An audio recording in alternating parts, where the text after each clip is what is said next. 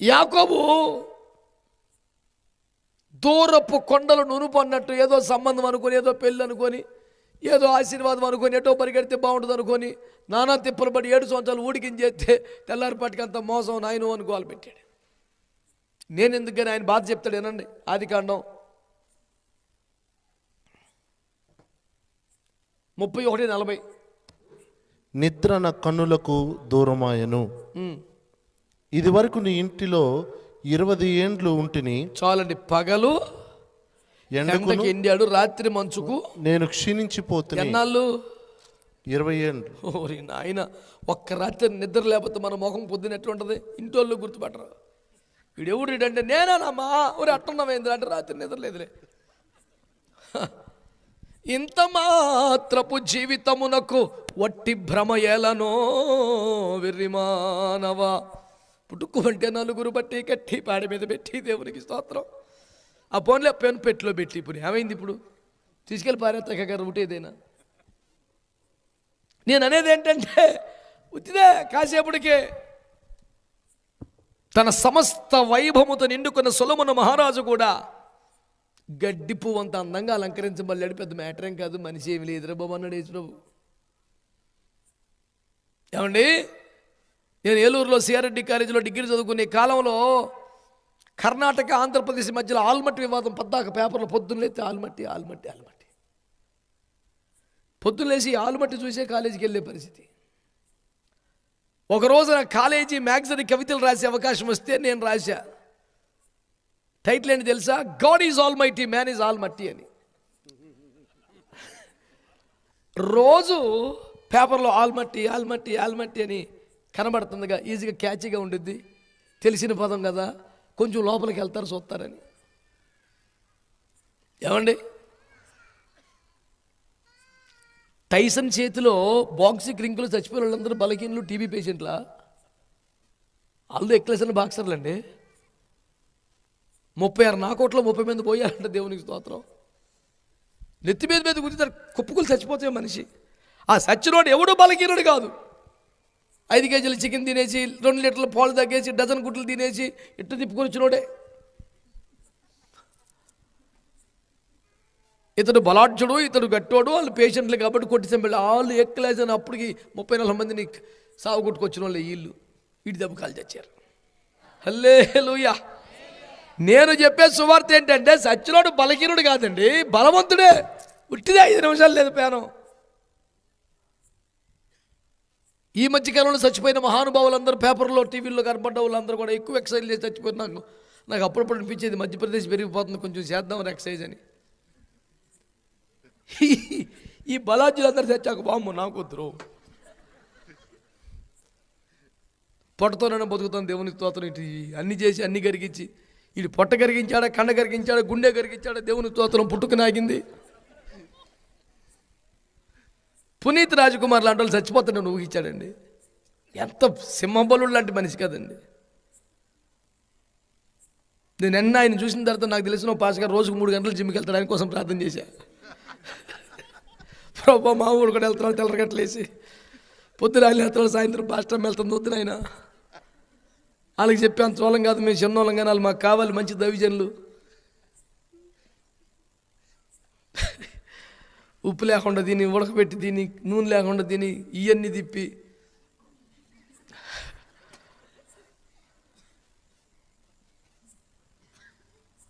వీడు టేపుతో కొలత వేసినా అర్థంలో చూసుకొని ఇట్టట్టు అన్న అన్నీ ఇయ్యేగా, కనపడింది అదేగా. ఏది?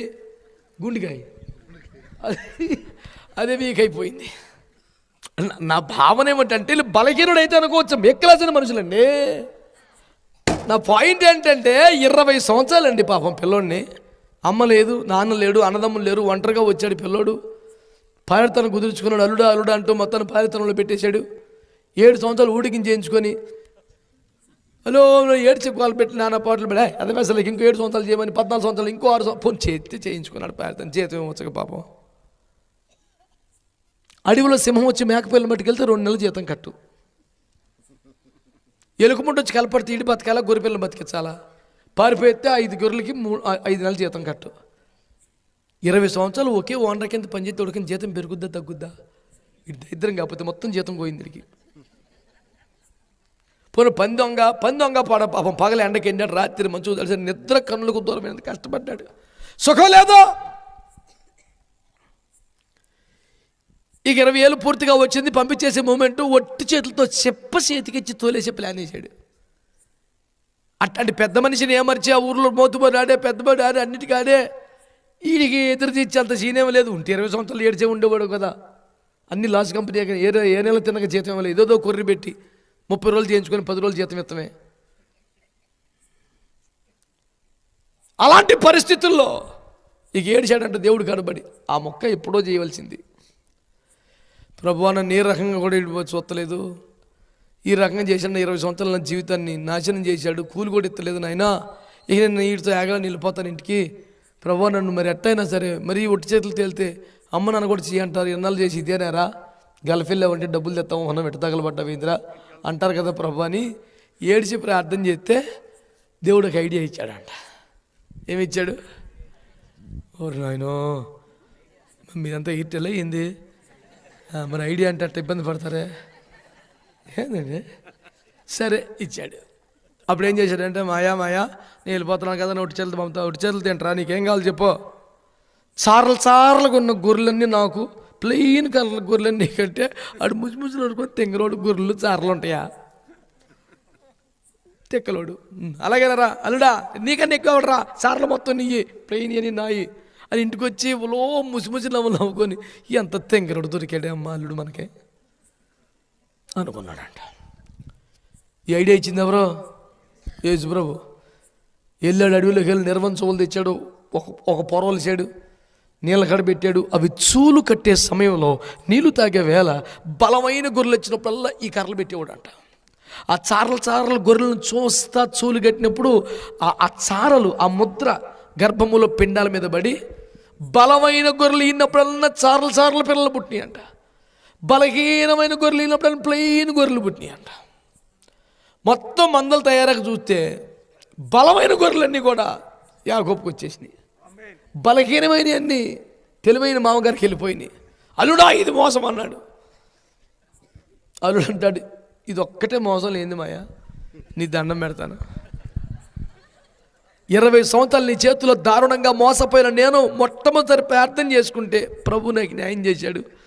నా నోటికి అడ్డుపడు బాక ఇక నాశనం అయిపోతావంటే అల్లుడితో శాంతార్థాలు ఎందుకు లేని వదిలేశాడు.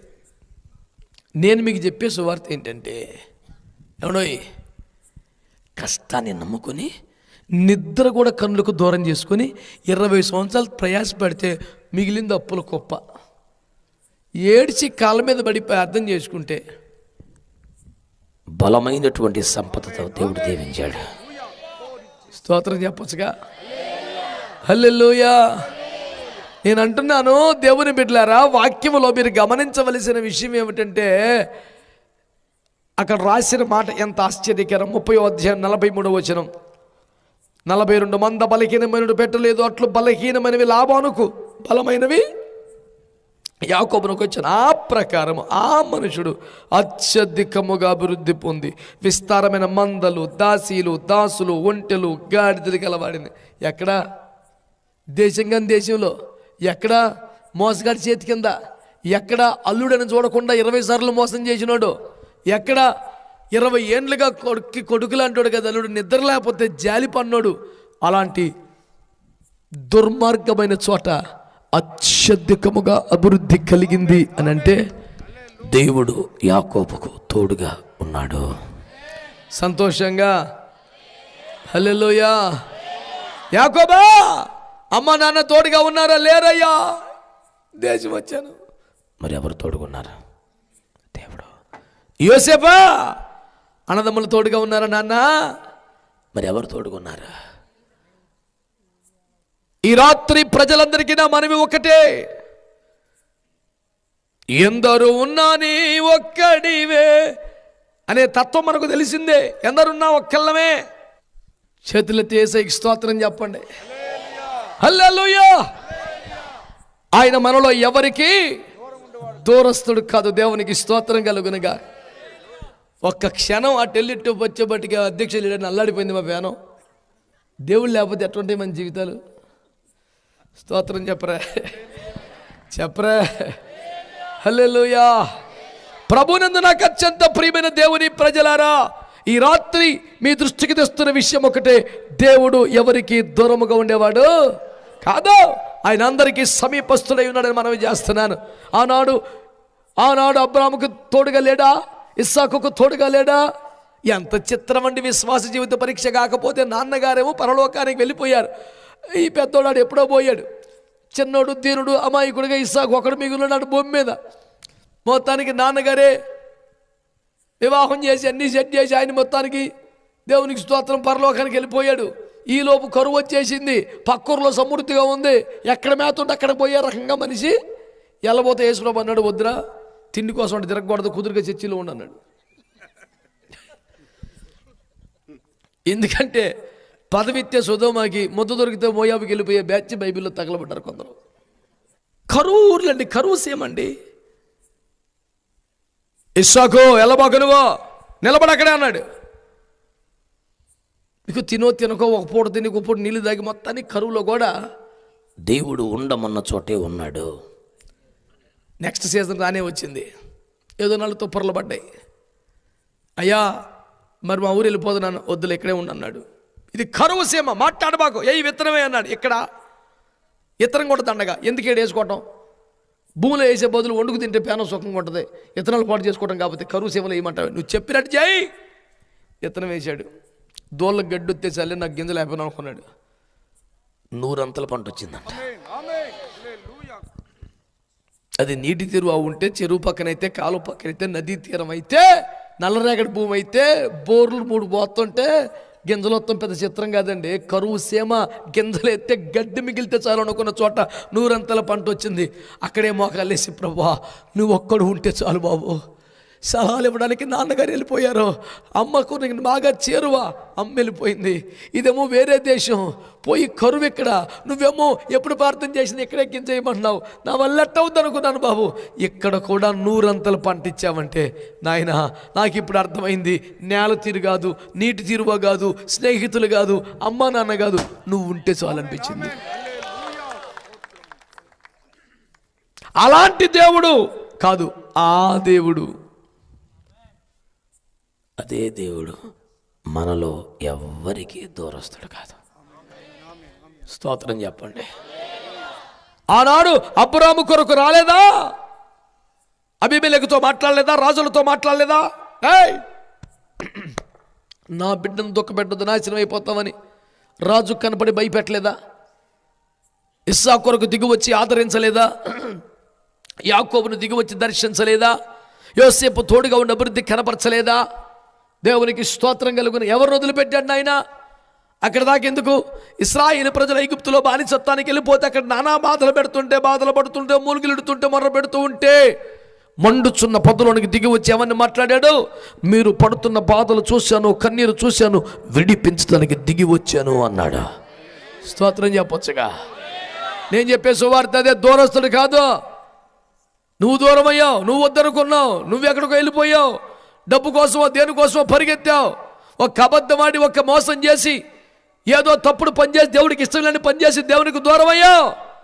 నువ్వు దూరముగా వెళ్ళిపోతే కూడా అక్కడికి దిగి వచ్చి నేను నీకు దూరస్తుని కాదు బాబు అని ఆదరించిన దేవుని ప్రేమ ఈ రాత్రి సజీవంగా ఉంది. దేవునికి స్తోత్రం చెప్తారా? హల్లెలూయా. అయ్యో దేవుని బిడ్డలారా, షడ్రక్ మేషక్ అబేద్నెగోలు అగ్నిగుండములో పడవేయబడాల్సిన సాక్ష్యపు సమయం వస్తే వీళ్ళకంటే ముందు అందులో ఉండి వీళ్ళని చక్కగా అందుకొని అగ్ని వాసన అంటకుండా కాపాడి క్షేమంగా బయటికి పట్టించినోడు. దేవుని ప్రేమను మీకు ఇంతకన్నా సులభంగా చెప్పడానికి ఇంకేమో. దేవునికి స్తోత్రం కలుగునుగాక. ఆకలి కొన్న సింహాల బోనులోనికి దానియేలు భక్తులు పడవేస్తే నిక్షేపంగా ఏసి రూములో కాలు మీద కాలేసి కూర్చున్నట్టుగా సింహాల మధ్యలో కూర్చోబెట్టిన దేవుడు ఎంత ఘనుడు కాదా దేవుని బిడ్డలారా? హల్లెలూయా. ఇలాంటి గొప్ప దేవుణ్ణి కలిగుండి అన్నం లేదని ఒకడు మోయాబుకు పోతాడు, పదవి లేదని చెప్పి సొదొమకు పోతున్నాడు. నీకేమైనా పిచ్చా చేతస్తమా? ఇయ్యాలగతే రేపైనా దేవుడు దర్శించేది బెత్లెహేముని కానీ మోయాబుని దర్శిస్తాడా? ఇయ్యాలగతే రేపు గుడారములో ఉన్న గుడిసులో ఉన్న దిగి వచ్చి చెయ్యి పట్టుకొని తీసుకొచ్చి మాట్లాడేది అబ్రాము గుడారములో కానీ సొదొమలో దేవుని కృపనికి ఆడ దొరుకుతుందిరా నాయన. ఆయన ఆ సొదొమలో తగలబడితే కూడా యేసుక్రీస్తు పరిశుద్ధాత్మ స్వయంగా దిగి వచ్చి ఆ ఇంటికి వెళ్ళి తలుపు కొట్టి, వచ్చేయండి ఇది మంచి ప్లేస్ కాదంటే రకరకాల అనవసరమైన మాటలతో తాత్సారం చేస్తుంటే చెయ్యి పట్టుకొని లాక్కొచ్చి మరీ కాపాడుకోలేదా? ఎప్పుడు దూరంగా ఉన్నాడయ్యా దేవుడు? ఎవరికి దూరంగా ఉన్నాడయ్యా దేవుడు? దేవుని వాక్యం తెలియచేస్తుంది, ఆయన మనలో ఎవ్వరికి దూరస్తుడు. దేవునికి స్తోత్రం చెప్పండి. ఆయన మనలో ఎవరికి దూరంగా లేడు. నాకు ప్రభువుకు సంబంధం లేదు నువ్వంటున్నావు, నాకు ఇష్టం లేదని నువ్వంటున్నావు, నాకు వద్దని నువ్వంటున్నావు. అన్నంత మాత్రాన కొడుకు కాకుండా పోతాడా? నువ్వు వద్దు, నీ గొడవ నాకు వద్దు, వెళ్ళిపోతాను దూరదేశం అని చెప్పి వెళ్ళిపోతే కొడుకు కాకుండా పోతాడా? వచ్చేదానికి ఆడవలేదా? ఆ సేవకుడు ఎంత చక్కగా రాశాడు ఆ మాట, వేచిన నీ తండ్రి కన్నులు నిద్దుర ఎరుగక ఉన్నవి, ఓ చిన్ని తనయా నీకిన్ని శ్రమలేలనయ్యా. ఎంత చక్కని మాట. నీ తండ్రి ప్రేమను కనవా, నీ ఇంటికే తిరిగి రావా. నువ్వు ఎవడు గొప్పకి వెళ్తాక నువ్వు బాధపడాలి, నీ తండ్రి దగ్గరికి వస్తాను నీకు బాధ ఏముంది? ఆయన తండ్రి నువ్వు కొడుకు మధ్యలో ఎవడు అడ్డం ఉన్నది? దేవునికి స్తోత్రం కలుగునగా. పోయారు స్నేహితులు, పోయారు బాబు, డబ్బులు పోయినాయి, ఆస్తులు పోయినాయి, అందం పోయింది, బలం పోయింది, చివరికి పందులు కూడా తోసేసింది. దేవునికి స్తోత్రం. కన్న తండ్రి కాదనలేదు, కాదనకు అన్నది. అందుకే మరి ఎప్పుడు తోసేసాడు నేను? ఎప్పుడు కాదన్నాడు ఆయన? కాదనకు క్రీస్తుని ప్రేమను నేడు. నువ్వేమన్నా కాదను, ఒక పూట అన్నమని వచ్చిన లాస్ ఏమి లేదు. క్రీస్తుని ప్రేమను నువ్వు ఎట్లా కాదంటున్నావు? ఈరోజు ప్రజలారా, ఆయన మనలో ఎవ్వరికి దూరముగా ఉండే దేవుడు కాదు. ప్రభు నామానికి స్తోత్రం కలుగునగా. హల్లెలూయా, హల్లెలూయా. సమీపస్తున్న దేవునికి స్తోత్రం చెప్పండి గట్టిగా. హల్లెలూయా. మీకు ఎన్నో సందర్భాలు జ్ఞాపకం. అబ్రహాముకు దూరంగా ఉన్నాడా? మాట్లాడలేదు. ఇస్సాకు దూరంగా ఉన్నాడా? యాకోబుకు దూరంగా ఉన్నాడా? యోసేపుకు దూరంగా ఉన్నాడా? కాదని దేవుని మాట మీరు ఇష్టానుసారంగా పర్వత ఐగుప్తు దాసానికి వెళ్ళిపోయి అష్ట కష్టాల పడి దేవుణ్ణి మర్చిపోయి విగ్రహారాధనలో చేరిపోయి దేవునికి గాయపరిచిన ఇశ్రాయేలుకు ఒకవేళ దూరంగా ఉన్నాడా? ఎక్లేస్ అని మాట జ్ఞాపకం చేస్తా. 20 సంవత్సరాలు పారితనం తర్వాత ఒక సోదరుడు మోకరించి ప్రార్థన చేస్తున్నాడు. ఎవరు? యాకోబు. ఎవరు నా ప్రపంచం, ఎవరు నా సమస్యలు అందరినీ తలకో చోటికి పంపించేశాడు. భార్యను పెట్టలేంటూ దాసదాసీలు ఒక్కడు మిగిలిపోయాడు. ఒక్కడు మిగిలిపోయాను. ఆ ఒక్కడు మిగిలిపోయిన ఆ క్షణం అక్కడ రాసిన మాట, యాకోబు ఒక్కడు మిగిలిపోయాను, అతడు తెల్లవార్లు ఆయనతో పెరుగులాడు. ఏ విచిత్రం సార్ ఇది. చాలా సంవత్సరాల క్రితం నేను అడిగాను, ప్రభా యాకోబు ఒక్కడు మిగిలిపోయాడు అని రాశావు, కానీ అంతటి యెహోవా అక్కడికి దిగి వచ్చాను అని లేదే. నువ్వెప్పుడు వచ్చేవాడికి? ప్రభు ప్రార్థనలో నాతో మాట్లాడారు. రే, ఆ రోజు ఆడికి అర్థం వల్ల ఇప్పుడు నీకు అర్థమై సావలా. అందరూ నన్ను బాధ పెట్టే వాళ్ళు తగలబడ్డారు. అయ్యో అదేంటి ప్రభువా, యాకోబు ఒక్కడు మిగిలిపోయాను, అంతటి యెహోవా అక్కడికి వచ్చను ఉంటే బాగుండేది కదా. ఎంట్రీ సరిగ్గా రాయలేదని నేను బాధపడ్డానంటే మళ్ళీ అదే మాట అంటావురా. నేను వస్తావేంట్రా, కొత్తగా 20 సంవత్సరాల క్రితం వచ్చాను నేను. 28 అధ్యాయం 12వ వచనంలో నిచ్చెనగా దిగి వచ్చి ఏమన్నాను? నీతో చెప్పిన ఈ వాగ్దానము నెరవేరు వరకు నిన్ను విడిచిపెట్టను అన్నాను. అంటే నువ్వు 20 ఏళ్ళుగా అక్కడే. అవునరా, మరి యాకోబు ఎందుకు నీ సహాయం తీసుకోలేదు? అదే కదా నా బాధ. వాడు మోసం చేసినప్పుడు, కొప్ప ముంచినప్పుడు, జీతం ఎక్కొట్టినప్పుడు, ప్రభు చూడయ్యా నాకు ఎవరు లేరంటే జీతం ఒక్క మాట నాకు చెప్పుంటే వాడు సంగతి తెలుస్తుంది కదా. అది ఎవడో ఓడ ప్రయాణంలో 3 రోజులు ఉపవాసం ఉన్నాడట. నా పెద్ద చిత్రం ఏంటంటే, అది చిత్రమే మరి. టిక్కెట్లోనే తిండికి సరిపడా ఉంటుంది, టిక్కెట్టే అంత. నేను 2006లో మొట్టమొదటిసారి ఫ్లైట్ ఎక్కినప్పుడు నాకు 3 సార్లు చెప్పారు, నువ్వు మళ్ళీ కొనుక్కోబోకరాలు ఉచితంగా పెడతారని. చిన్నోడు ఆకలి కాగలే కొనేసుకుంటాడేమోనని మా పెద్దవాళ్ళ భయం. టికెట్ కొనుక్కున్నావు కదా, అందులోనే అన్నీ ఉంటాయి, నువ్వు మళ్ళీ కొనక్కర్లేదంటే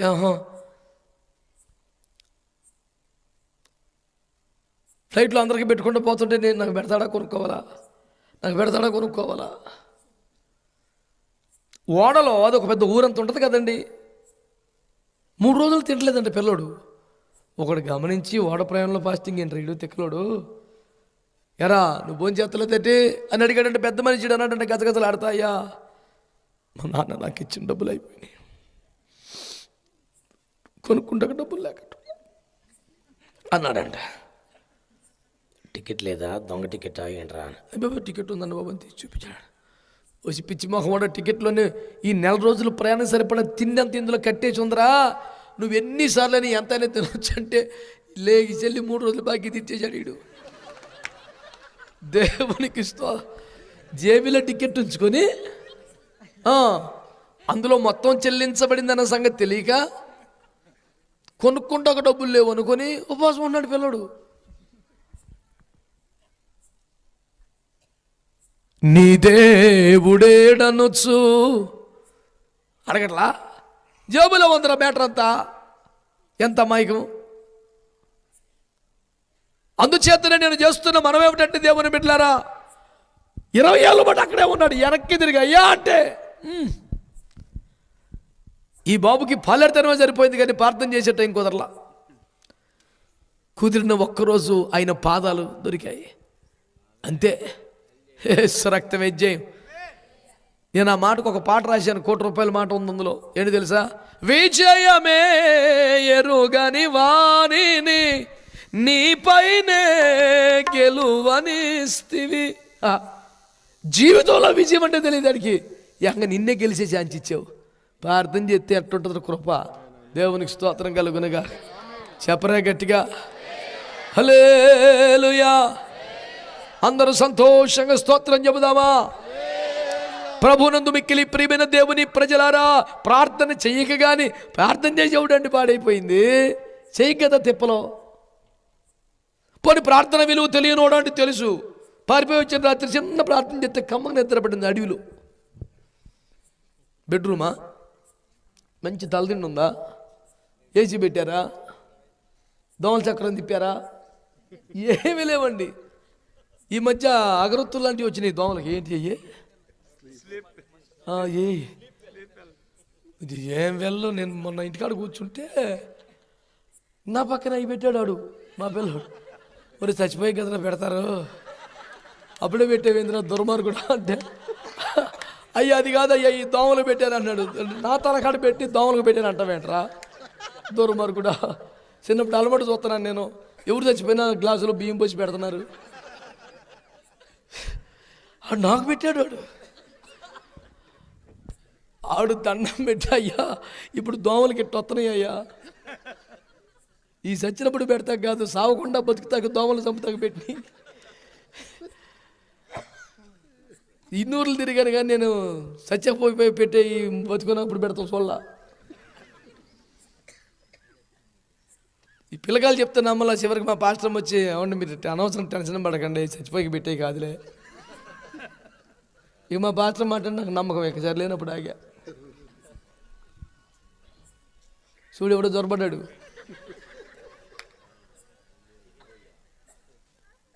అది నాకన్నా గట్టిగా దమ్ముపడుతున్నాడు ఎవడు. దేవునికి స్తోత్రం చెప్పండి. అసలు దేవుని చదువుకు వచ్చినప్పుడు సెల్ ఫోన్లు స్విచ్ ఆఫ్ చేసుకోవడం, సైలెంట్లో పెట్టుకోవటము, మీరు ఇందుకిట్ట మర్చిపోతున్నారు అసలు. అయ్యయ్యయ్యయ్యయ్యయ్యో, ఈ సుఖం లేదు. గట్టి ఒక రాత్రి అంతా ప్రార్థన చేయవలసి వచ్చేలా ఉంది. ప్రభు ప్రార్థనకు వచ్చి ఒకటి సెల్ పని చేయకుండా చేయనా. స్తోత్రం చెప్పండి. హల్లెలూయా. నా అంశం ఒకటే, ఎవరికి ఆయన దూరముగా ఉండేవాడు. చాలా అద్భుతమైన మాట ప్రియులారా.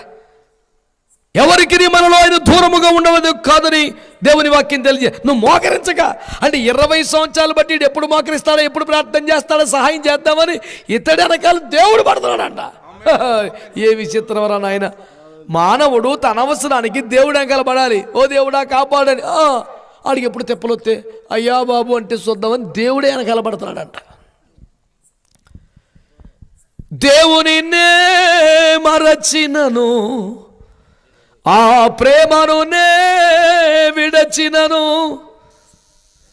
పరితపించు ఆ హృదయం ఎప్పుడు నాకై పరితపించే. ఎంతగానో నన్ను ప్రేమించే. ఏంటది? అది ఎంత స్వచ్ఛమైన ప్రేమ, దైవ ప్రేమ, సత్య ప్రేమ. అది కొలువగాలేని ప్రేమ,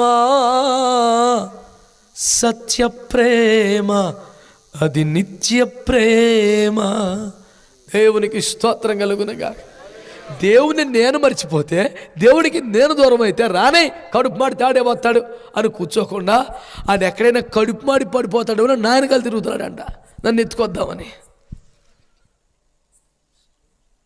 ఇది కదా ప్రేమ అంటే దేవుని బిడ్డలారా. చేతులు చాపితే కూడా కొత్తగా నడకొచ్చిన బిడ్డ చేతుల్లోకి నడవటం ఇష్టం అనిపిస్తుంది. అమ్మ ఎత్తుకుందాం చేతులు చాపితే వాడు ఇంకా పరిగెడుతుంటాడు. నేను చేతులు చాపితే రాకుండా పరిగెడతావా? సావు, నీ సావు నువ్వు సావు అని అంటదా ఏ తల్లైనా? వాడు పరిగెడుతుంటే సరదా పడి వెనక పరిగెడుతుంది కాపాడుకోవడానికి. ఆ తల్లిని మించిన ప్రేమ. స్తోత్రం చెప్పండి. హల్లెలూయా. తల్లి కుండునా నీ ప్రేమ, స్వంత చెల్లి కుండునా నీ ప్రేమ. నీ ప్రేమ ఎంతో ఎంతో మధురం యేసయ్యా, నీ ప్రేమ మధురం యేసయ్యా, అది ఎంతో మధురం. నీ ప్రేమ ఎంతో, యేసుని ప్రేమ ఎంతో మధురం. తల్లి కుండునా నీ ప్రేమ, సొంత చెల్లి కుండునా నీ ప్రేమ. తండ్రి కున్నదా నీ ప్రేమ, స్వంత అన్నకున్నదా నీ ప్రేమ. నీ ప్రేమ ఎంతో ఎంతో మధురం. యేసుని ప్రేమ ఎంతో ఎంతో మధురం. యేసయ్యా, నీ ప్రేమ మధురం యేసయ్యా, మధురాతి మధురం యేసయ్యా, నీ ప్రేమ మధురం. యేసయ్యా, మధురాతి మధురం. నీ ప్రేమ ఎంతో ఎంతో మధురం. యేసు నీ ప్రేమ ఎంతో ఎంతో మధురం. యేసు నీ ప్రేమ. ఆ ఒక్క మాట అనొచ్చు కదా స్వరం ఎత్తి. ఎంతో ప్రతి నోరు మధురం. యేసు నీ ప్రేమ ఎంతో ఎంతో మధురం. యేసయ్యా, నీ ప్రేమ మధురం యేసయ్యా, మధురాతి మధురం. యేసయ్యా, నీ ప్రేమ మధురం. యేసయ్యా, మధురాతి మధురం. నీ ప్రేమ. యేసయ్యా, యేసయ్యా, యేసయ్యా, యేసయ్యా, యేసయ్యా, యేసయ్యా, యేసయ్యా, యేసయ్యా, యేసయ్యా, యేసయ్యా. కలువరి సిలువా, సిలువలో విలువ చప్పట్లు. నాకు చూపెనుగా. కలుషము పాపి కరుణను చూపి నాకు తెలిపెనుగా. అక్షయుడా, విజయుడా, యేసు సజీవుడా, స్వరూపుడా, అజేయుడా, విజయుడా, యేసు సజీవుడా, సంపూర్ణుడా. నీ ప్రేమ ఎంతో ఎంతో మధురం. యేసు నీ ప్రేమ ఎంతో ఎంతో మధురం. యేసు నీ ప్రేమ ఎంతో ఎంతో మధురం. ఎంతో ఎంతో మధురం. దేవునికి మహిమ కలుగునట్లుగా చప్పట్లు కొట్టి స్తుతులు స్తోత్రాలు ప్రభువుకు చెల్లిద్దాం. హల్లెలూయా. ఆయన మనలో ఎవరికి దూరముగా ఉండేవాడు కాదు, ఆయన సమీపంగా ఉండే దేవుడు. దేవునికి స్తోత్రం కలుగునుగా. ఆమేన్. హల్లెలూయా.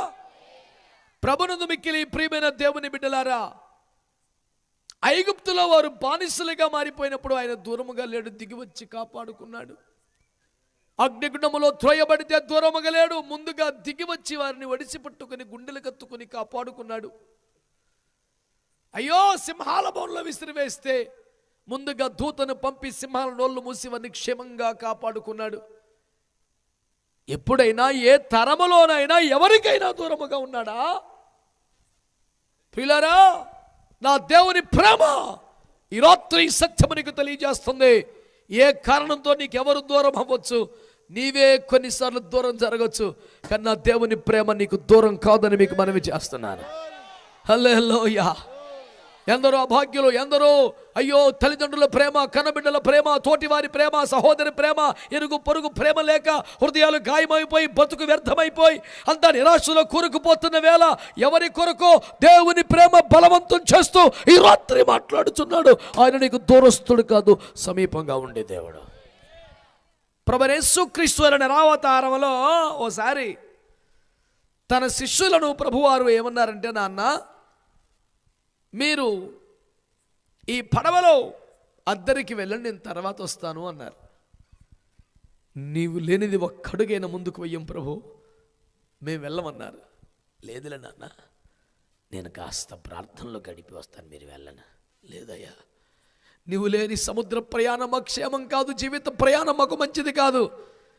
నా మాట చొప్పున వెళుచున్నాను, వెళ్ళండి. ఆ మాటకు తల వగ్గి వారు బయలుదేరారు. అది రాత్రి వేళ. అకస్మాత్తుగా సముద్రంపై గాలి వీచింది, తుఫాను రేగింది. ఆ చిన్ని నావ, యేసు లేకుండా 12 మంది ఉన్న ఆ చిన్ని నావ తెరచాప చినిగి వానకు దోనె నీళ్లతో నిండి మునిగే ప్రమాదకరమైన దశలో, కల్లోలమైన కెరటాల తీవ్రమైనటువంటి కెరడుల నేపథ్యంలో చిగురుటాకులా వణికిపోతున్నటువంటి నిశీధి రాత్రి యేసుక్రీస్తు ప్రభువారు ఆ అలలపై నడుస్తా వస్తున్నారు. వీళ్ళు దయ్యమో భూతం అనుకొని టెన్షన్ పడ్డారు. ఈ తుఫాను చాలదా, ఈ కష్టాలు చాలవా, ఈ శ్రమలు చాలవా, మళ్ళీ పైనుంచి ఒక భూతమో దయ్యమో వస్తున్నట్లుగా ఉందే. ఒక్క ప్రభు తోడుగా ఉంటే ఇన్ని బాధలు ఉండే కాదు. మేము అంటానే ఉన్నాం, చివరికి పర్లేదురా వెళ్ళండిరా అన్నాడు. ఇప్పుడు మా బతికెట్టు అయిపోయింది చూడని గుండెలో విసిపిలా రోధిస్తుంటే ఒక స్వరం వినబడుతుంది. ఆ నిశ్చితి రాత్రి, అయ్యో దేవుని బిడ్డలారా, కల్లోల కడలి పైన చిగురు టాకువలే వణికిపోతున్న దోణి దగ్గర మునిగిపోబోతున్న చివరి క్షణాన ఒక స్వరం వినబడుతుంది. 2 అక్షరాలు, నేనే, భయపడకండి, నేనే. ఆయన మీద నమ్ముకున్న వాడికి భయం పోవటమే కాదు, టన్నులు కొద్ది ధైర్యం వచ్చేసింది. ఏమిటి ప్రభా, నువ్వైతే ఇంకా హల్లెలూయా, ఈ సముద్రాన్ని భయపడతావంటే నీకులాగా నేను కొనడుతానన్నా. రారా భయ అన్నాడు. ఆయనకి అట్టంటోలే కావాలి, ఆయనకి అట్టంటోలే కావాలి. ఏమిటి ఈ ప్రళయ భయంకర మహా దుర్మార్గమైనటువంటి సముద్రంలో విరుచుకుపడుతున్న కెరటాల వంటి కొలడాల మధ్యలో మునిగిపోతున్న దోణిలో తెరచాప చినిగిపోగా నీళ్ళతో నిండిపోగా చివరి క్షణాన ఉండగా నువ్వు అడుగుపెట్టి మమ్మల్ని కాపాడు, క్షేమంగా అద్దరికి చేర్చని అందరూ కోరుకుంటా ఉంటే ఇంకా నువ్వని అర్థమయ్యాక ఈ పడవ నేను కూడా చెత్త నీకులాగా నడుతాను. శభాష్ రారా అన్నాడు. పడవలో నుంచి అడుగు పెడితే ఇప్పుడు దాకా మీదకి వచ్చి మెంగబోతున్న సముద్రం ఈయన కాలు కింద బిగుచుకుపోయింది. రక్తం చేయి ఒక అడుగు వేసి ఇంకో అడుగు గాల్లో ఉంది, ఏసు రక్తం వేసేయం. నీ కాలు దిగట్లా గట్టిగా ఉంది. అల్లెల్లు 2వ కాలు వేసాడు, 3వ కాలు వేసాడు, ఇక వెనకడుగు లేదు, ఏసు రక్తం వేసే. స్తోత్రం చెప్పండి, స్తోత్రం చెప్పండి. యేసు లేకపోతే పడవ ఉన్న గ్యారెంటీ లేదు, యేసు ఉంటే పడవ లేకపోయినా డోకా లేదు. అర్థమైతే స్తోత్రం చెప్పు. ఏదో మరి ఏదో చిన్న చితకమ్మ కొంత కాబట్టి అబ్బా ఏమున్నా లేకపోయినా యేసు రక్తమే. అది నీకు పెద్దగా అలవాటు అవ్వక భయం ఉంటున్నావు, కానీ జయమను ఈ పాటికి కొట్టుకుపోతాయి అన్నీ అమాయకంగా చూస్తున్నావు. యేసు రక్తమే ఎప్పుడేం చెప్పాలో తెలియలేదు. దేవునికి స్తోత్రం కలుగునుగా. ప్రభు దూరంగా ఉన్నాడా? మీరు వెళ్ళండి నాన్న. ఒకసారి తుఫాను వచ్చినప్పుడు పడవలో ఉన్నాడు, లేచాడు, గాలికి ఎదించాడు, ఏయ్ అన్నాడు. తుఫాను ఆగిపోయింది, క్షేమంగా వెళ్ళిపోయింది. ఈసారి పడవలో లేడు. పడవలో ఉంటే మరి పర్లేదు, కానీ ఆయన లేకపోతే ఎట్టయినా డేంజరే. ఆయన మాట ఉన్న చాలు. స్తోత్రం చెప్పండి. మా తాతయ్య గారు చిన్నప్పుడు ఆయనకి కొంచెం గొడుగు కర్ర లాంటి కర్ర ఉండేది. కొట్టుకాడికి పంపించామని తేవాలంటే అప్పట్లో ఫోన్ పెడతాం, మెసేజ్ పెడతాం లేదుగా. ఈ కర్ర పట్టుకెళ్ళరా ఎత్తాడంటే ఆ కర్ర పట్టుకెళ్తా, కర్ర చూస్తాడు, ఏమేమంటే ఇచ్చేవాడు కొట్టుకాడ. ఎందుకంటే ఆ కర్ర ఎవరిది? శాస్త్రి గారిది. ఈ కర్ర మాకు తెలుసండి. కర్ర పట్టుకెళ్తే అయిపోయినట్టే, నువ్వు కావలసిన సరుకు తెచ్చుకోవటమే. దేవునికి స్తోత్రం. తాతయ్య ఉండక్కర్లా, కర్ర ఉన్నా చాలు. యేసు రక్తమే. కొన్నిసార్లు నా మాట, నా వాగ్దానం పట్టుకెళ్ళను అన్నాడంతే. పితరులందరూ వాగ్దానాల మీద బతికేసిన వాళ్ళే. దేవునికి స్తోత్రం కలుగునగా. స్తోత్రం చెప్పండి గట్టిగా. హల్లెలూయా. ఈ రాత్రి నేను మీకు చేస్తున్న మనవిదే. కొన్నిసార్లు ఆయన వెళ్ళండి అన్నట్టు కనపడతాడు. వెళ్ళమన్న దేవుడు ఆయన ఉండిపోడు, అక్కడ ఉండలేడు, వచ్చేస్తాడు. ఓరు బాబు, పరలోకాన్ని వదులుకొని వచ్చే చూడు, ఇంకెందుకు అవుతాడు బాబు నీకు అమాయకం కాకపోతేని. దేవునికి స్తోత్రం కలుగునగా. సరే, పొద్దుపోతుంది కానీ ఒక మాట చెప్తాను మీకు. దేవునికి స్తోత్రం. దయచేసి ఆలకించండి. ఇన్ని రకాలుగా ఎట్టుపోయినా తోడు వచ్చేవారు ఇంకెవరన్నా ఉంటారా? తాతయ్య ఉన్నప్పుడు అట్టగా ఉండేది. తాతయ్య వెళ్ళిపోయాడని తెలిసాక కర్రబట్టుకెళ్తే ఆవిడేమి ఎత్తలేదు.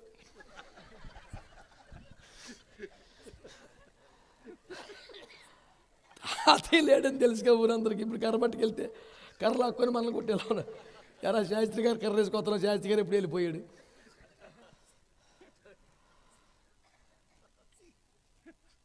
అటు మా తాతయ్య వెళ్ళిపోయాడు కానీ ఏసై వెళ్ళిపోలేదుగా. గన్వరం వెళ్ళి వస్తానంటే సింపుల్గా మరణంలోకి వెళ్ళి సావనేసం పొచ్చేసాడు. ఏసు రక్తం ఏం చేయి. స్తోత్రం చెప్పరా. మరణములోనికి వెళ్ళి వచ్చాడా లేదా? మామూలుగా రావటం ఏంటి? మరణము యొక్క బలము గలవన సింపజేసి, మరణము యొక్క ఈ పాతాళం యొక్క తాళపు చెవులు లాగి, మరణమాన్ని ముళ్ళెక్కడిని గర్జించి సావునే సంపి సమాధి గుండె చీల్చి మనం పోగొట్టుకునే జీవాన్ని తెచ్చి మన చేతిలో పెట్టాడు. దేవునికి స్తోత్రం కలుగునుగా. హల్లెలూయా. స్తోత్రం చెప్పట్లా. ఇంతటి మహారక్షణ సిద్ధపరిచినటువంటి ఆనందకరమైన వేళ నాకు మెసేజ్ పెట్టాడు ఒకడు, శ్రమదినముల శుభములని. శ్రమదినమా శుభమా ఇది? అది నువ్వు ఏమి రాసావు రా, నువ్వు ఎంత తేడాగాళ్ళగా ఉన్నావు రే. శ్రమదినముల శుభములు ఏంట్రా అసలు? ఇదేంటి నాకు తెలియదు ఇట్లాంటివన్నీ. 30 సంవత్సరాల సేవలో బైబిల్ రోజు చదువుకుంటా బుద్ధిగా డైలాగ్ ఎక్కడ కనపల్లా. శమదినాలు శుభమేంటి ఇది చేదస్తంబండి పోను. May the good God's blessings come in this Lent season. Lent season అంటే ఏంటి? షట్టగా మాట్లాడు బాకు. లెంట్ అనగా ఆత్మీయ వసంతం అంటే ఏంటి? బూడిద. అసలు పస్కా పశువే లేదు, ఆ బూడిదే లేదు. అసలు బూడిదే లేదు, ఆ కొండ దాచినోడు లేడు. ఇంకా బసం బుధవారం ఎడి తెచ్చావురా? బసమే లేదు, బుధవారం ఏంది? వరకు అట్లాంటి చేయబాకు నువ్వు. అదే నీతో వస్తుంది ఎందాక నుంచి. బూడిదనే పాటికి నీకు పడుచుకొచ్చిందే ఆ బ్యాచ్ గల నువ్వు. ప్రతి సంవత్సరం కూడా పస్కాను ఉదించి దాన్ని ఆ క్రమంలో కాల్చి ఆ బూడిదను ఒక పాత్రలో ఎత్తి నెక్స్ట్ ఇయర్ మళ్ళీ దాన్ని తీసి కదా. ఇది కదా సిస్టం. నిర్గమాకాండం, లేవియాకాండం. ఇప్పుడు మన పస్కా పశువు ఎవరో? ఆయన చనిపోలేదా మరి? చనిపోయాడు లేదా? తిరిగి లేచాడా? మరి బూడిదేది?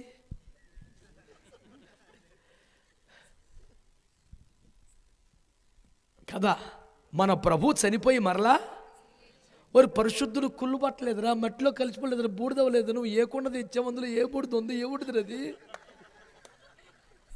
చర్చిలో తీసుకొచ్చావు.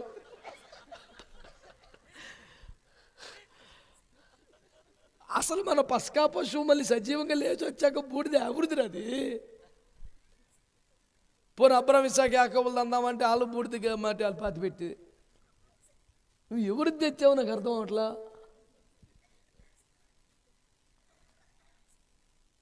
మోసకాలం నుంచి కుండలు కాపాడుకుంటూ వచ్చారు దేవుని కృపలో. కానీ యేసు ప్రభు వచ్చాక ఇక కుండ పని ఏముంది? సావే చచ్చిపోయింది. స్తోత్రం చెప్పొచ్చుగా. హల్లెలూయా, హల్లెలూయా. మన పస్కా పశువు ప్రభువే కదా. ప్రభువారు మన కొరకు మరణించారు కదా, చావునే చంపి తిరిగి లేచారు కదా. మరి ఇంకా బూడిది ఆడదరా నీకు?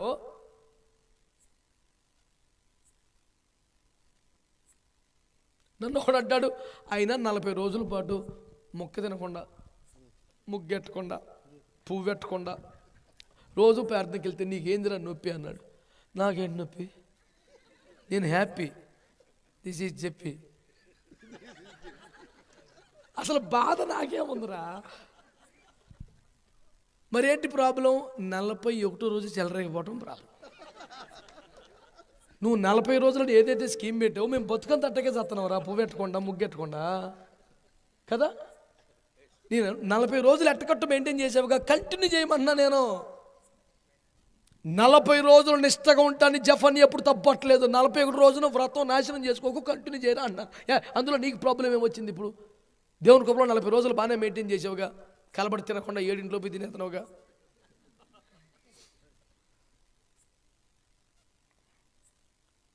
అంటాడు 40 రోజుల బట్టి అన్నం లేదని అన్నాడు. వీడు పొద్దున తిన్నాడు, మధ్యాహ్నం తిన్నాడు, రాత్రి కూడా టిఫిన్ చేశాడు.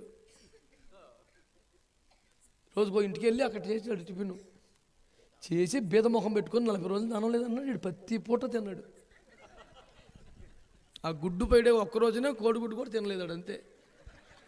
అది కూడా 3 దాకే మొత్తమే దారిలో సోడా దాగి మెల్లిగా. ఇక్కడ దొంగ పనులు యేసుప్రభు పేరు మీద చేయబాకేది నేను అనేది.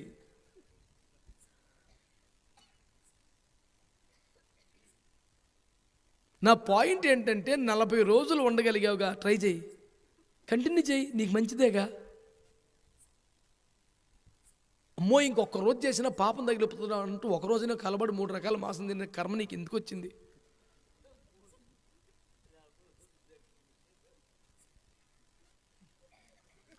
గత ఆలస్యంగా వచ్చిన అయ్యగారు ఛార్జింగ్ గట్టిగానే ఉంది. దేవుడికి స్తోత్రం, స్తోత్రం చెప్పండి. హల్లెలూయా, స్తోత్రం, హల్లెలూయా. అంతే, మేము మటుకి కాదనేది ఏముంది? హల్లెలూయా. నానేది ఏంటంటే మన పస్కా పశువు బూడిద చేయబడలేదు, కొండకెత్తబడలేదు, మనకు ఆ బూడిద లేదన్నాను నేను. అది మనకు బూడిదుంటే ఆ పశువు తిరిగి లేవలేదని అర్థం. లేచాడో అంటే ఇక బూడిద లేదు. ఈ చుట్టుపక్కల ఒక పాతిగారు ఎవరన్నా పేరు తెలియదు కానీ గోను సంచి తెచ్చుకొని ఆ రోజు గోను సంచి చేసుకొని కొండలో బూడిద తెచ్చి మొత్తం పోసుకొని కూర్చున్నాడంట.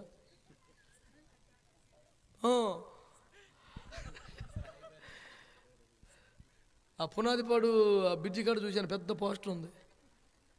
ఎక్కులేసని మనిషి గోను సంచి చేసి కూర్చున్నాడండి. ఉల్లిపాయలు కూడా కడ తెచ్చాడంట. ప్యాన్ ఉసురు మనిపించింది, ఎక్కలేసుకుంటే ఒకటి దయచండి, ఇదేంటి ఎట్ట అయిపోయాడు.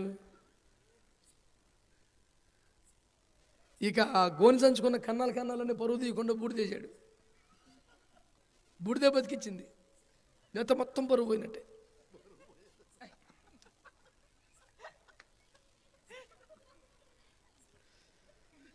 మన పస్కా పశువు ప్రభు అయినా ఆయన మన కొరకు సిలువలో చనిపోయిన మాట నిజం. ప్రాణం పెట్టిన మాట నిజం, మరణంలోకి వెళ్ళిన మాట నిజం, చావుని చంపి తిరిగి వచ్చిన మాట అంతకైనా నిజం. మన పస్కా పశువు ప్రభువైన యేసుక్రీస్తు బూడిదవ్వలేదు, ఏ కొండకి ఎత్తబడలేదు, నువ్వు పూసుకుంటాక లేదో ఛాన్సో పిచ్చి మాటలు మాట్లాడు మాకు. నీకు ఇష్టమైతే నువ్వు ఎవరైనా అఘోరాన్ని ఫాలో అవుతుంటే నీ ఇష్టం కాదంటే నేనేమన్నా కానీ యేసుప్రభు పేరు పెట్ట మాకు. యేసుప్రభు అఘోర కాదు, అద్భుతమైన దేవుడు. దేవునికి స్తోత్రం చెప్పండి. అవునండి, ఎవరి విశ్వాసం వారిదండి. కాదంటే నువ్వెవడమే నేనెవడిని. నీకు ఇష్టమై ఫాలో అవుతూ ఫాలో అవ్వు. నిన్ను అడిగే హక్కు నాకేముంది, నీ ఇష్టమే. కానీ యేసుప్రభు పేరు పెట్ట మాకు. ఆయన బూడిదైపోలేదు, ఏ కొండకి ఎత్తబడలేదు, ఆ కొండ ఎక్కడ లేదు. గట్టిగా మాట్లాడితే నువ్వే కొండవి, ఒట్టి మన్నువి, ఎప్పటికైనా పగిలిపోతావు అని పాట రాశాడు. కుండవురా నీవు పగిలేదవు. దేవునికి స్తోత్రం కలుగునుగాక. హల్లెలూయా. కోరకురా నీవు కోర్కెలను, ఉండవురా నీవు మన్నురా. కోరకురా నీవు కోర్కెలను, ఉండవురా నీవు మన్నురా. ఉండవురా నీవు పగిలెదవు. అయ్యో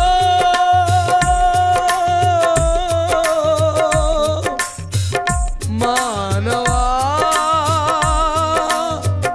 మాయరా ఇది మాయరా, మాయరా ఇది మాయరా. రాలిపోదువో నీవు కూలిపోదువో, తెలియదురా నీకు ఏ గడియో.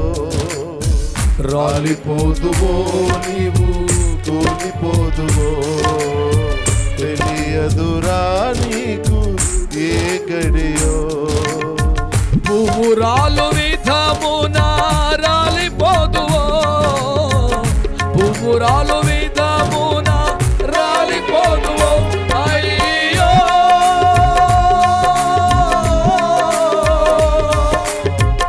మానవా, మాయరా ఇది అంతా మాయరా. దేవునికి మహిమ కలుగును గాక. ప్రభునందు మిక్కిలి ప్రియమైన దేవుని బిడ్డలారా, ఈ రాత్రి మీకు ప్రకటించబడుతున్న సత్యం, మన ప్రభువు చనిపోయి మట్టిలో కలిసిపోయిన వాడు కాదు, సజీవుడు తిరగలేచి యుగ సమాప్తి వరకు సదాకాలం మనకు తోడుగా ఉన్న దేవుడని మీ జ్ఞాపకం చేస్తా ఉన్నాను. దేవునికి స్తోత్రం కలుగును గాక. హల్లెలూయా. మరి ఎంతైనా వారు నా రావతారంలో ఉండగా మరి భూమి మీద ఉన్నారు కనుక శిష్యులకు తోడుకున్నారు, సముద్రం మీద వచ్చారండి. కానీ చనిపోయి పరలోకానికి వెళ్ళిపోయాక పరిస్థితి ఏంటి? ఆయన లేడు అనుకొని, వెళ్ళిపోయాడు అనుకొని, పర్లేదు అనుకొని సౌలనే ఉగ్రవాది చెలరగిపోయి చర్చిలు గొలిచి పాత్రలు చంపి అడవుడు చేస్తుంటే పట్టపక్కలు మిట్ట మధ్యాహ్నం సూర్యకాంతికి మించిన వెలుగుతో వచ్చేసాడు యేసు రక్తమేంచి. దోపురి కింద పడి ప్రభువా నీవెవడవంటే నీవు హింసించుచున్న యేసును అన్నాడు. నువ్వు వెళ్ళిపోయావని చెప్పారు మా ఊళ్ళు, అందుకే ధైర్యంగా వచ్చాను. నువ్వు వచ్చేసావా? స్తోత్రం చెప్పరే. హల్లెలూయా. రేపు నీది కాదని తెలుసుకో, ఉండవురా నీవు మన్నురా. ఎంతసేపు ఉంటావు నానా? ఏముంది అడావుడి? మాట్లాడదామా? ఇప్పుడు ఇటు పడి సావచ్చు నేను. కానీ ఏంట్రా నీ ధైర్యం? నా ఆత్మ నరకానికి వెళ్దాం. నేను ప్రభువుని నమ్ముకున్నాను కనుక, నా పాపాలు ఒప్పుకొని విడిచిపెట్టాను కనుక, సిల్వ రక్తం ఆశ్రయించాను కనుక ఆయన నన్ను కడిగి పవిత్రపరిచి దేహము మన్నైనది. అందరూ ఇక బాబుతేనంటావా? దేవునికి స్తోత్రం. ఏ భేదము లేదు. దేవునికి స్తోత్రం. అన్ని ఫోన్లు పని చేయుచున్నవి. ప్రభునందు ప్రియులారా, స్తోత్రం చెప్పరే. హల్లెలూయా. కాబట్టి బిడ్డలారా, నేను చెప్పేది ఒకటే, ఆయన చనిపోయి సమాధి చేయబడి సావునే చంపి సజీవుడిగా తిరిగి లేచి పరలోకానికి వెళ్ళిపోయాడుగా. ఇంకా పర్లేదు అనుకుంటే ఏమండి, అబ్రహం గారు చచ్చిపోయిన తర్వాత ఇస్సాకు గారు ఒంటరి పిల్లోడు కదా, నువ్వు తినే పని అవ్వలేదు, ఫిలిస్తీన్లు తుక్కు కింద కొట్టేసాడు, వేసి రక్తం ఏం చేయం. వెళ్ళిపోయిన అబ్రహం గారు మళ్ళీ రాలేదుగా. అయినా ఆయన తయారు చేసిన టీం ఎంత పవర్ఫుల్గా ఉందిగా. కానీ యేసు ప్రభు వచ్చాడుగా, చావునే చంపి సజీవుడిగా తిరిగి లేచాడుగా. సౌలు లైసెన్సులు తెచ్చుకొని అరెస్టులు చేస్తా కాదు, చంపేస్తాక లైసెన్స్ తెచ్చుకొని జనాలను చంపేస్తుంటే సూర్యకాంతికి మించిన వెలుగుతో దిగి వచ్చాయ్, నీవెవడవు అని అడిగారు. కింద పడ్డా మనోడికి ఏం కూడా పులుపు తగ్గలేదు మనిషికి. కింద పడి ప్రభువా అన్నాడు. ప్రభువా అన్న వాడాక తమరెవరు అన్నలాగా భాష, ప్రభువా నువ్వెవడో, మర్యాద లేదు మనిషికి, తగ్గలా ఇంకా పులుపు. పవరా పాడా పొగరం, పవర్ అంతా అంతటి పడ్డాడు కింద. పవర్ ఉంటే నడు విరిగిపోతే కింద పడి సూపోయి అప్పుడు నేను యేసుని, నువ్వు వెళ్ళిపోయావు అని చెప్పారుగా. చెప్పా సదాకాలం మీకు తోడుగా ఉంటానని. దేవునికి స్తోత్రం కలుగునగా. ఎంత మంచి దేవుడండి, ఎంత మంచి దేవుడండి. వచ్చేసాడు, రాలేదా? స్తోత్రం చెప్పండి. రాలేదా? పౌలుని మార్చుకొని తన సేవకు వాడుకోలేదా? స్తోత్రం చెప్పరే. హల్లెలూయా. కట్టెల మధ్యలోంచి కాకకు బయటకు సర్పం పౌలు గారు చేయబట్టుకుంటే అయ్యో పామైనా వచ్చింది కానీ ప్రభువు రాలేదే అనుకున్నారు కొందరు. ప్రభు విడిచిపెట్టేసాడు అనుకున్నాడు, న్యాయం మొదలేదనుకున్నాడు, చావు రూపంలో వచ్చింది అనుకున్నారు, టెన్షన్ పడ్డారు. కానీ ప్రభు అన్నాడు, నేను సదాకాలం మీకు తోడుగా. అతడు చెయ్యి వాచునో లేక అతడు చచ్చులో నురుగులు కక్కులను చూస్తూ ఉండగా పౌలు గారు దర్జాగా దులిపేసి మంటల్లో పావును తగలేసి దర్జాగా సలుగాచుకొని కూర్చున్నాడు. స్తోత్రం చెప్పరే. హల్లెలూయా. దేవుడు తోడుగా ఉన్నాడా. పేతురు గారిని జైల్లో పెట్టారు. యేసుప్రభు ఉన్నప్పుడు ఓ సెలరకపోయి యేసుప్రభు లేడు కదరా అని చెప్తే దేవునికి స్తోత్రం ఒక దూతను పంపించాడంట. అర్ధరాత్రి కాడ దూత వచ్చాడు. ఒకటోది, రెండోది, మూడోది లోపల చెరసాలకు వెళ్ళి కట్లు విప్పి సంఖ్యలు తెంపి చెప్పులు వేసుకోమని నడుము కట్టి ఒక్కొక్క చెరసాల గవిని దాటించి క్షేమంగా తీసుకొచ్చాడు. స్తోత్రం చెప్పట్లా మీరు. హల్లెలూయా. దాదాపు వృద్ధుడైపోయాడు యోహాను. అందరికంటే ఎక్కువ కాలం బతికినవాడు, యేసుప్రభుకి సమకాలీకుడు. 35లో అనుకుంటే సంఘం పుట్టిన దేవునికి స్తోత్రం. 90లో మాట్లాడుతున్నాడు ఇక్కడ. అంటే సుమారు యేసుప్రభు వెళ్ళిపోయిన 50 సంవత్సరాల దగ్గర పండు వృద్ధాప్యం. అప్పటి నుంచి దెబ్బలు తిన్న దేహం, గాయపడ్డ దేహం, సభల కేడపడ్డ దేహం, వృద్ధాప్యములో చాలా బాధలు పెట్టబడ్డ దేహం.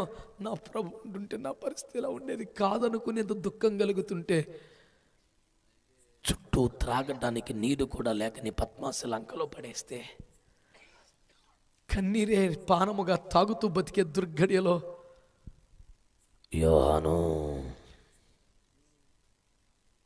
నాతో మాటలాడుచున్న స్వరమేమిటో నేను చూడ తిరగగా మనుష్య కుమారుని పోలిన ఒకని చూచితిని. పోలిన ఒకడేంటయ్యా? అతడే కదా. ఉండా కంగారు పెట్టుకు సేమ్ అచ్చం అలాగే. మేము నిదానించి చూచి చేతులతో తాకి వెనకాల తిరిగేమా ఆ వాక్యమే. కానీ కొంచెం డౌట్. ఏంటి డౌటు? అప్పుడు మహిమను విడిచి వచ్చాడు, ఇప్పుడు మహిమతో వచ్చాడు. సేమ్ ఆయనే. అమ్మ బాబోయ్, ప్రభువా నువ్వు వెళ్ళిపోయావుగా, ఇక మా సావు మేము సావాల్సిందే అనుకున్నాం. లేదు నాన్న, మృతుడనైతిని గాని ఇదిగో యుగ యుగములకు సజీవుణ్ణి. నేనే అల్ఫా, నేనే ఒమేగా, మొదటి వాడను కడపట్టేవాడు. నాకంటే ముందే వెళ్ళాడు, నాకన్నా తర్వాత ఎవడున్నాడో, నేను మాత్రం నీకు తోడుగా ఉంటాను. దేవునికి స్తోత్రం కలుగునిగా. దెబ్బకి పెద్ద మనిషికి ఎంత బలం వచ్చేసిందంటే రివ్వు ఎగిరిపోయి పరలోకానికి వెళ్ళి దేవలోకమును సంచారము చేసి పరలోక రాజదర్బారుని, దేవుని న్యాయ సింహాసనమును, ఆరాధన క్షేత్రమును, దూతల ఆరాధనను, 24 పెద్దల పీఠములను, సువర్ణ కిరీటధారులను, వీణలు వాయిస్తున్న నాదమును అన్నీ చూసి విని 7 ముద్రలు వాటి సంభవాలు, 7 పాత్రలు వాటి సంభవాలు, 7 బోరలు వాటి సంభవాలు, 2 పునరుద్ధానాలు, 1000 ఏండ్ల పరిపాలన, నిత్య మహిమ లోకం అన్నీ చూసి ఇంత బలం ఎక్కడదు బాబయ్య. ఒక్కసారి ఆయన కనపడితే ప్రభు మొర వినవా, ఎన్ని మొర నీ కొరకేనే వెదకేను దేవా, నాకొకసారి కనిపించరావా. నా మొర అంటే డబ్బులు ఇమ్మని కాదు, డాలర్లు కురిపించమని కాదు, చిచ్చే బంగారం కాదు, భూమి కాదు, నాకు ఒక్కసారి కనబడు. 85-90 సంవత్సరాల వయసులో దెబ్బలు తిని నలిగిపోయిన ఛిద్రం అయిపోయిన దేహంతో ఉన్న పెద్ద మనిషికి ఒక్కసారి నువ్వు కనబడితే 1000 ఏనుగులు బలం వచ్చి మహిమలోకి వెళ్ళి దేవలోకం అంతా చూసి సకల సంభవాలు కనుక్కొని వచ్చి రాసేసాడు యేసు రక్తవేద్యం. హల్లెలూయా. నువ్వు ఒక్కసారి కనబడితే పిచ్చోడా, ఒకసారి కనపడితే వెంటనే సదాకాలం మీకు తోడుగా ఉంటాను. ఇప్పుడు చెప్పండి, అక్కడ అబ్బరం గారు మొదలుకొని యోహాన్ దాకా ఎవరికి దూరంగా ఉన్నాడు? నా చివరి మాట, నువ్వు నాకు వద్దా అని స్వయంగా వారే దేవునికి దూరం వెళ్ళిపోయిన వారికి కూడా ఆయన దగ్గరగా సమీపంగా ఉన్నాడు. హల్లెలూయా. ఇంత సంతోషకరమైన సంబరంలో సువార్తలో ఒక్క మాట మీకు నేను చదివి వినిపించి ఈ పూటకు సరిపెడతాను. ప్రభు చిత్తమైతే బ్రతికుంటే, ఆయన అనుగ్రహం ఉంటే రేపు రాత్రి కూడా మనం కలిసి దేవుని మహింపరుద్దాం. గత 2 సంవత్సరాలుగా పాపం హెచ్కెళ్ళి గారికి రమ్మన్న కుదరలేదు. ఈ సంవత్సరం దేవునికి స్తోత్రం. ఇంతలో మనిషి అనుకున్నాం కానీ బాగానే పట్టి బంధించి లాక్కొచ్చాడు అయ్యారు. దేవునికి స్తోత్రం. అపోస్తుల కార్యముల గ్రంథము 17వ అధ్యాయం చూడండి బిడ్డలారా.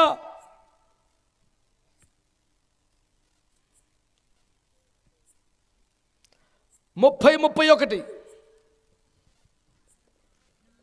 ఆ అజ్ఞాన కాలములను దేవుడు చూచి చూడనట్టు ఉండెను. ఇప్పుడైతే అంతటను అందరును మారు మనసు పొందవలనని మనుషులకు ఆజ్ఞాపించుచున్నాడు. ఎందుకనగా తాను నియమించిన మనుషుని చేత నీతిని అనుసరించి భూలోకమునకు తీర్పు తీర్చబోయేడి ఒక దినమును నిర్ణయించి ఉన్నాడు. మృతులలో నుండి ఆయన లేపినందున దీనిని నమ్ముటకు అందరికీ ఆధారము కలుగు చేసి ఉన్నాడు. ఒకసారి మంచి స్తోత్రం చెప్పండి. హల్లెలూయా. ఈ మాటతో మనం సెలవు తీసుకుందాం, రేపు మాట్లాడుకుందాం ప్రియులారా. దయచేసి అందరూ వినమని మనవి చేసుకుంటున్నాను. ఒక 5 నిమిషాల్లో ఈ సభ ముగించుకుంటాం. ఆరంభము నుండి ఈ గడియ వరకు అబ్రహాము మొదలుకొని యోహాను దాకా వరుస పెట్టి ప్రతి సన్నివేశాన్ని మీ దృష్టికి తెచ్చాను. ఒకే సత్యం కోసం, ఆయన దూరస్తుడు కాదు, సమీపస్తుడు. ఆమేన్. ఇంతగా దగ్గరగా ఉండే వాళ్ళు ఎవరుంటారు చెప్పండి? ఇన్ని వేల ఏండ్ల కొలది సదాకాలము ఒకే ప్రేమతో సమీపంగా ఉండేవారు ఇంకెవరుంటారు చెప్పండి? అంత మహాప్రేమ గల దేవుడు, మీకు నేను సమీపస్తుని దూరస్తుని కాదు నాన్న అని చెప్పిన దేవుడు ఒక ఆజ్ఞ ఇస్తున్నాడు. నాకు డబ్బులు ఇవ్వండి, నాకు బంగారం ఇవ్వండి, నాకు అది ఇవ్వండి, ఇది ఇవ్వండి అనలేదు. ఒక్కటే, మారు మనస్సు పొందండి. ఏమడగలేదు ఆయన, మనస్సు మార్చుకోండి రా నాయన. అది ఇది అడగట్లేదు, మనస్సు మార్చుకోండి, ఇంకేమొద్దు. ఆలకించండి బిడ్డలారా. ఎందుకు మారు మనస్సు అనేదాన్ని ఇంత ఖండితంగా చెప్తాడు? మతాలు మార్చుకోమల్లా, అర్జెంటుగా పేరు మార్చుకోమల్లా ఏం చెప్పరా? నువ్వు అర్జెంటుగా మనస్సు మార్చుకో. దేవుడు లేడు అనుకుంటున్నావుగా, దేవుడు కాదు అనుకుంటున్నావుగా, దేవుడు లేకపోయినా ఉండొచ్చు అనుకుంటున్నావుగా, నా ఇష్టం చేసుకోవచ్చు అనుకుంటున్నావుగా, పర్లేదు అనుకుంటున్నావుగా, ఈ మనసు మారనే తప్పదే. దేవుడు ఒక్కడే సృష్టికర్త, నీ తండ్రి తన పోలికలో స్వరూపంలో నిన్ను చేసుకున్నాడు. నీ ఉనికికి చలనానికి కారణమైన వాడు. నువ్వు నశించిన నరకానికి వెళ్ళిపోతుంటే స్వయంగా తానే దిగివచ్చి తన ప్రాణం అడ్డేసి కాపాడుకున్నాడు. నేను నరకం వెళ్ళకుండా ఆపుకున్నాడు. నీకు సదాకాలము తోడుగా ఉండటానికి ఆత్మస్వరూపైన దేవుడు నీ మధ్యలో సంచారం చేస్తున్నాడు. ఇన్ని చేసినందుకు ఏదో నువ్వు కూడా చేయమంటలా, నీ మనస్సు మార్చుకోమన్నాడంతే. దేవుడు వద్దు, దేవుడు లేడు, దేవుడు అక్కర్లేదనే మనస్సు తీసా.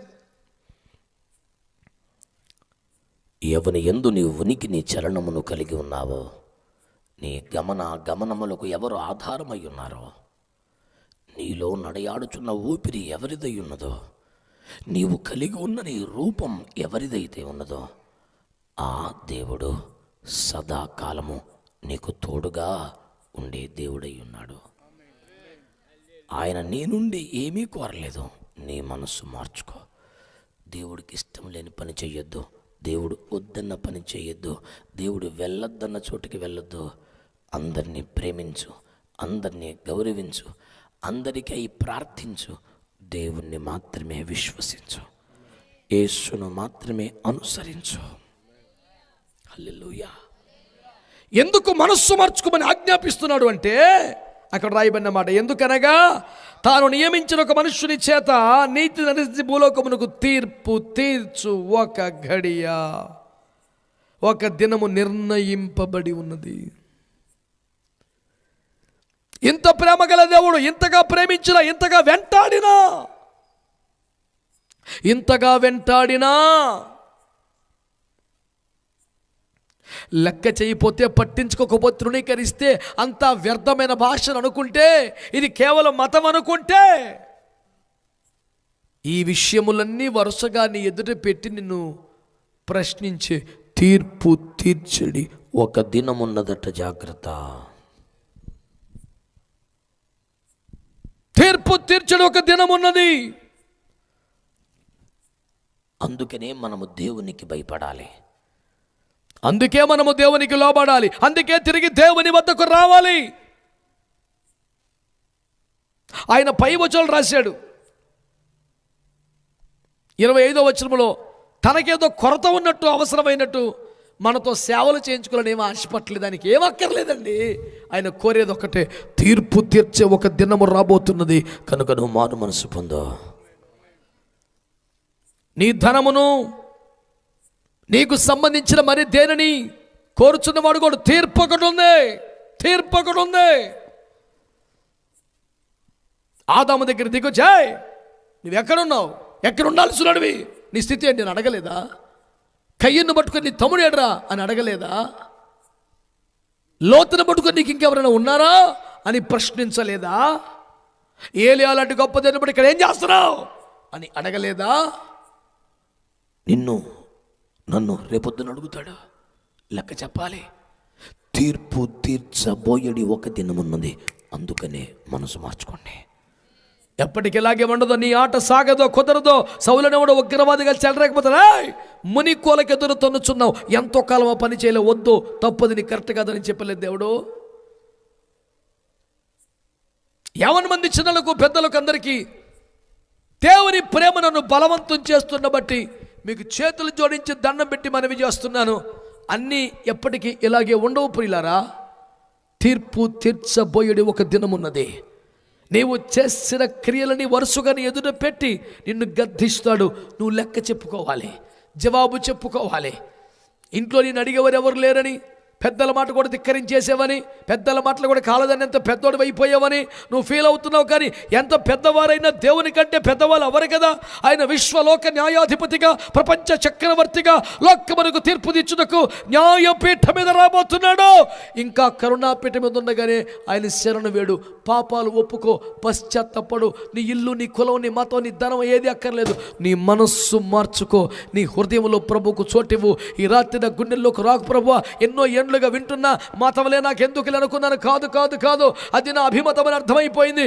దేవుడు ఉన్నాడని, అతను ఒక్కడేనని, అతను పరిశుద్ధుడని, అతను సృష్టికర్త అని, అతను నశించి నరకానికి వెళ్తున్న మానవులపై జాలిపడి పరలోకంలో ఉండిపోకుండా దిగివచ్చాడని, వారి పాపాలు మేదేసుకున్నాడని, వారి కొరకు మరణించాడని, చావునే చంపాడని, తిరిగి లేచాడని, నేటికి సజీవుడిగా ఉన్నాడని, ఎప్పటికీ మాకు దురస్తుడు కాదు, సమీపంగా వస్తున్నాడని మేము నమ్ముతున్నాము, అర్థం చేసుకున్నాము.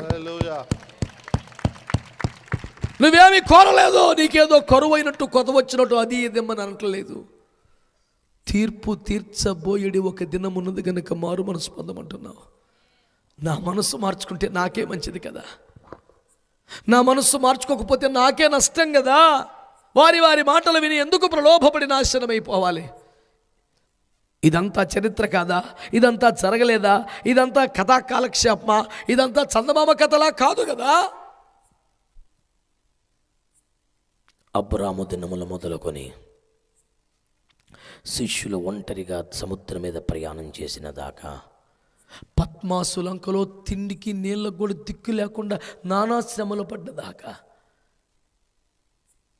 ఆ నరావతారం కాకమునుపు నరావతారములోను చావునే చంపి సజీవుడై మహిమలోకి వెళ్ళిపోయిన తర్వాత సహా అన్ని కాలాలలో ఆయన తోడుగా సమీపంగానే ఉన్నాడు. అతి సమీప దినాల్లో తీర్పు తీర్చుటకు రాబోతున్నాడు. నిలవగలవా? ఇలాగే మాట్లాడగలవా? నాబోటి ఒక సేవకుని తృణీకరించడం, తోలనాటం పెద్ద కష్టం కాదు. ప్రభువే స్వయంగా తీర్పు తీర్చడానికి రాబోతున్నారు. ఆలస్యం చేయకండి, మారు మనసు పొందండి. దేవుడు మిమ్మల్ని, మీ కుటుంబాల్ని, మీ గ్రామాల్ని రక్షించి, దీవించి, ఆశీర్వదించునుగాక. ప్రార్థన చేసుకుందామా?